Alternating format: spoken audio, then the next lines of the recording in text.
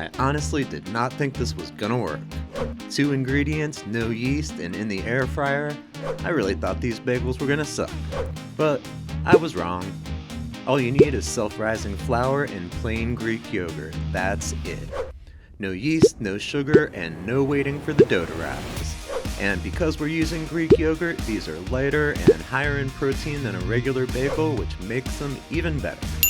Add 1 cup of flour and 5 ounces of Greek yogurt to a bowl and mix it together. At first it's gonna look dry and wrong, but that's normal.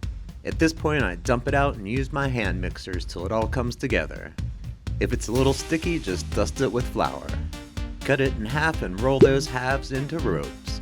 Now shape them into bagels. They don't have to be perfect, these are homemade air fryer bagels. Now brush them with a little egg wash, butter, or oil and add everything seasoning, onion, or whatever you got. Now place them in a preheated air fryer at 380 degrees for 8 to 10 minutes, flipping halfway. Alright, moment of truth. I can't believe these are actually good. They're not New York deli bagels, but for 2 ingredients and in the air fryer, they're pretty amazing. They're filling, easy to make, and thanks to the Greek yogurt, they've got a solid protein boost too. If you're looking for a simple high-protein breakfast or snack, you've got to try these.